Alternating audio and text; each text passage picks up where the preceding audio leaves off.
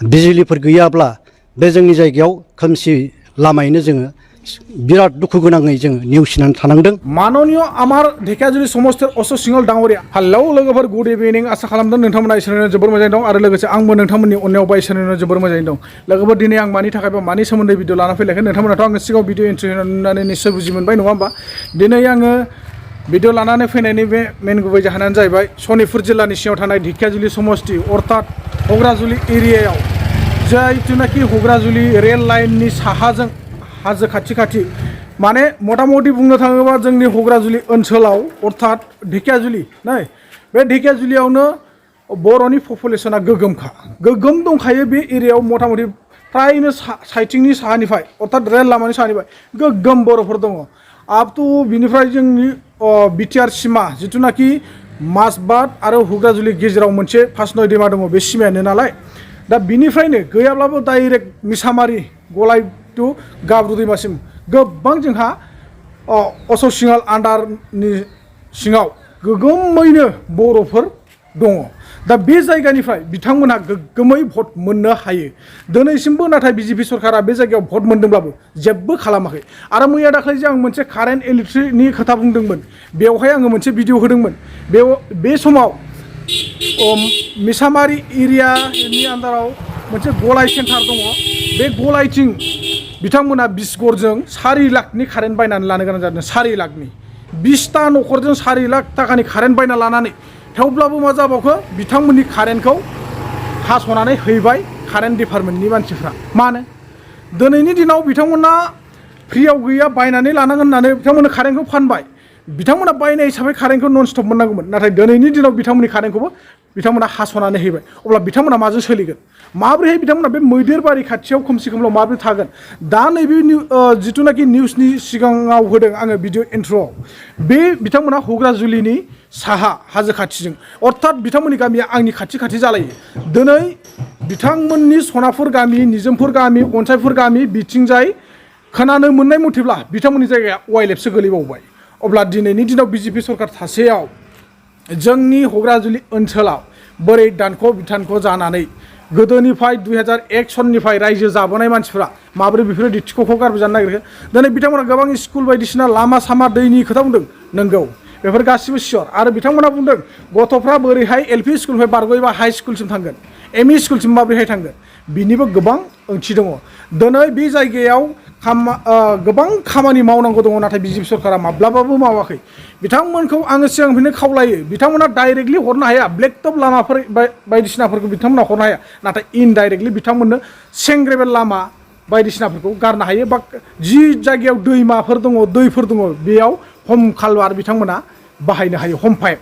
जेरै मोनसे समाव आङो जि समाव दंमोन बे समाव बिजेपिनि मानसिफ्रा आंखौ कन्टेक्ट खालामनायनि गेजेरजों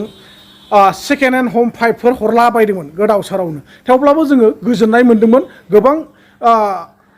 दरबा सयथासो गामिया मोन्दों। आं बे समाव कन्टेक्ट खालामना होनाय समाव गैयाब्लाबो माने 6-7टासो गामिया मोन्दों बा दरबासो मोन्दों आरो खमैबाबो। दा बेफोरबायदि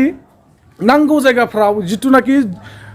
जोंनि लाइनजोंथ' मोनसे दैसा दङ बे दैसाया ओरैबायदि देरो दैज्लांनि समाव माने दुब्लि उसिलायो। बेफोरबायदि दुब्लि उसिनाय लोगो लोगो जोंनिथिं गैयाबाबो 7टासो गामि दं 8टासो गामि दं। बे 7-8टा गामिनि गथ'फ्रा रावबो स्कुलाव थांनो हाया आरो हाथाय बाजार रावबो होसोनो हाया। माबा मोनसे सोरबा मेडिकेल खारनो गोनां जायोब्लाबो हस्पिटाल थांनो गोनां जायोब्लाबो जेबो खालामनो हाया एबा थांनो हाया। दा बेखायनो माननीय आमार धेकियाजुली समस्तिर अशोक सिंहल डांगरिया आपनिতো পানী বিভাগৰ মন্ত্ৰী হৈ গেল এজন আপুনিতো আমাৰ ঢেকিয়াজুলি সমষ্টিৰ পানী বিভাগৰ মন্ত্ৰী হয় না নহয় মই এইটো ক'ব নাযাওঁ কিন্তু আপুনি গুৱাহাটীত হৈ আছে। আমি গোটাই নিউজত দেখা পাই থাকে আপুনি কি কয় কি নকয় কিন্তু আমি একোহে কোৱা নাছিলে কিন্তু আজিৰ দিনত আমি ক'ব লগা হৈ আছে বা আপোনাৰ কথা আমি ওলাব লগা হৈ আছে। আপুনি বহুত দিনৰ পৰা আমাৰ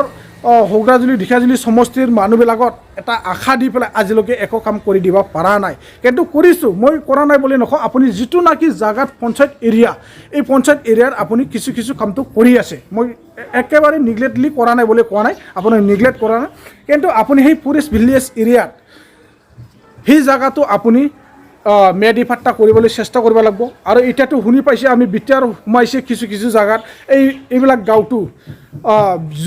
যোনখিনি গাঁওটো বিটিআৰত সোমাইছে এইবিলাক ভাল কথা কিন্তু যোনটো সোমা নাই এখেতক সোনকালেকে ভৰাবৰ কাৰণে চেষ্টা কৰক সীমাটো বাঢ়াই দিয়ক পটাপটকৈ যেতিয়া এনেওতো আপোনালোকে ভোটটো পায় মিছা ক'লে কি হ'ব আপোনালোকক 2016 চনৰ পৰা গোটাই বড়োসকলে আপোনাৰ বিজেপিতে ভোট দি আছে আৰু আপোনাৰ কাৰণে সকলোৱে লাগি আছে কিন্তু আপুনিহে আমাৰ বড়োসকলৰ কাৰণে ওপৰত কামটো কৰা নাই এইকাৰণে মই আশা কৰোঁ যে আপুনি যেন আহি থকা ইলেকশ্যনৰ আগে আগে কিছু এটা কাম কৰি দিব পাৰিব নেকি আমাৰ হোগৰাজুলি অঞ্চল ঢেকিয়াজুলি অঞ্চল বেলচেৰি মিছামাৰী গলাই ফালে তো এইবিলাক কৰিলে আপোনাৰ সদায় ৰাইজ আপোনাৰ লগত থাকিব আৰু মই আপোনাক বিশেষকৈ ডাইৰেক্টলি নেগলেক্ট কৰিব যোৱা নাই বা ক'ব খোজা নাই কিন্তু সময় আহিলে ক'বই লাগিব যিটো আপুনি কামবিলাক কৰি নিদিয়ে আৰু তাৰ কথা মই আগতে ক'ব খোজোঁ মই ইলেকশ্যনৰ আগে আগে আমাৰ শোণিতপুৰ জিলাত যাই আছোঁ গোটাইখিনি ক'ত কি হৈছে কি হোৱা নাই মই ঘূৰি ঘূৰি ভিডিঅ' বনাই পেলাই দি আছোঁ দেখাই আছোঁ আপোনালোকে কোনফালে কি লাগে কোনফালে কি নালাগে মই চবকে দেখাই দিম আপোনালোকে চাই পেলাই বুজি ল'লে হ'ল যে কোৱাই দিয়ে কি লাগে আপোনালোকে চাই পেলাই গম পাই যাব আপোনালোকেতো MLA হোৱাৰ পিছত বা এতিয়া মিনিষ্টাৰ হোৱাৰ পিছত একবাৰতো খবলা ফালে ঘূৰিব যোৱা নাই যেতিয়া ইলেকশ্যন আহে তেতিয়া কিন্তু আপোনালোকে পূৰা দৌৰি যায় কিন্তু ইলেকশ্যন যেতিয়া ভাঙি যায় বা শেষ হৈ যায় ভোট দিয়া যেতিয়া শেষ হৈ যায় আপোনালোকে একবাৰো নাযায় তথাপিও ইলেকশ্যনৰ আগে আগে আপুনি মাত্ৰ একবাৰহে যায় যোৱাবাৰতো আপুনি প্ৰমোদ বড়ো ছাৰৰ লগত একবাৰহে গৈছে মই এইটো চব জানো কিন্তু আপুনি হোগৰাজুলি ঢেকিয়াজুলি সমষ্টিৰ হয় এজন MLA হিচাপত বা এতিয়া মন্ত্ৰী হৈ গ'ল তথাপিও আপুনি একো কাম কৰা নাই যেন মই আশা কৰোঁ এইবাৰ আপুনি সকলো বড়ো জাতিৰ কাৰণে বা সকলো জাতিৰ জনগোষ্ঠীৰ কাৰণে আপুনি সদায় ভাল কাম কৰি যাব সেইকাৰণে মই অনুৰোধ কৰিছোঁ যে আপোনালোকে আহি থকা ইলেকশ্যনৰ আগে আগে কিবা এটা উন্নতি কৰি দিব পাৰিব নেকি ইয়াত কোনো জাতিৰ কথা নাই অসমীয়া হওক আদিবাসী হওক বঙালী হওক নেপালী হওক যিকোনো আমাৰ শোণিতপুৰ জিলাত বা আপোনাৰ সমষ্টিত যিমানজন জাতি জনগোষ্ঠী আছে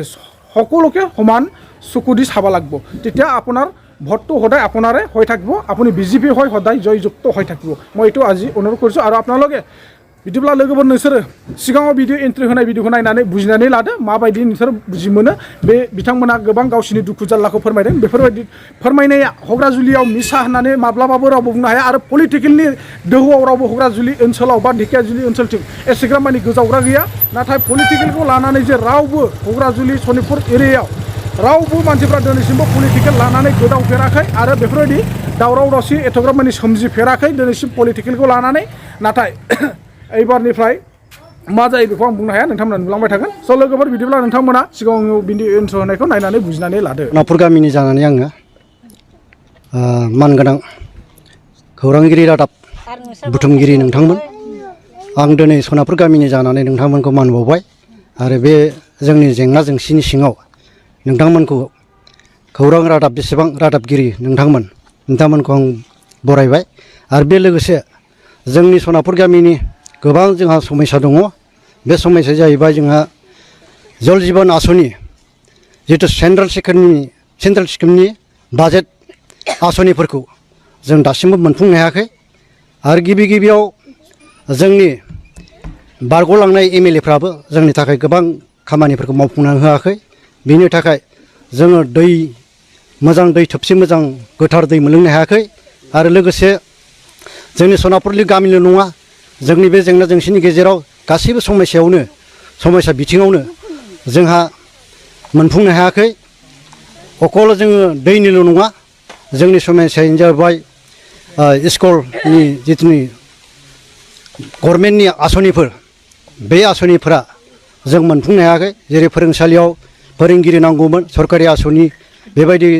जों फोरोंगुरु मास्टारफोर मोननो हायाखै आरो लोगोसे जोंनि अंगनाबादि बेफोरबो जोंनि थाखाय जाफुङाखै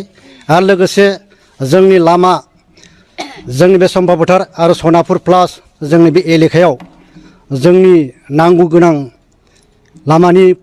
लामाफोरखौ जों मोननो हायाखै मोनसे केन्द्र हिसाबै आबुङै लामा जोंनि थाखाय नांगौ आरो बे लामाफोरनि थाखाय जों मोनफुंनो हायैनि थाखाय जोंहा गोबां दुखु खस्थ' जादों मानो होनब्ला जोंनि गिबि बे गभर्नमेन्ट स्कुल थानायनि सिङाव गभर्नमेन्ट स्कुलनि गथ'फ्रा बबाव बारलांनांगौ एमइ स्कुलाव बारलांनो थाखाय LP स्कुलनिफ्राय बारलांनो थाखाय हाइ स्कुलाव थांनो थाखाय लामा फुदुलि गैयाबा बिजुलिफोर गैयाब्ला बे जोंनि जायगायाव खोमसि लामायैनो जोङो बिराद दुखु गोनाङै जोङो नेवसिनानै थानांदों आरो बिनि थाखाय जों सुफुंनानै मोनगोन होननानै प्राइम मिनिस्टारनिसिम जोङो बेखौनो जोङो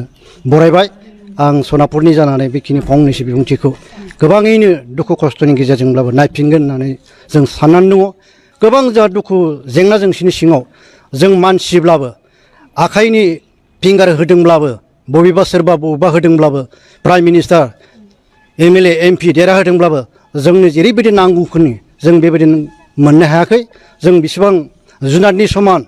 जुनारासो हाग्रा सिङाव थायो होननाय बायदि जोंखौ बेबायदि खालामदों। लामा फुदुलि गैया, दै अर गैया, जों खोमसि खोमलाव थानांदों। जेरै बिजुलि गैया, बे सिङाव जोङो बेसेबां जुनारनि समान बायदि जों बे संसाराव रायजो जानानै दङ।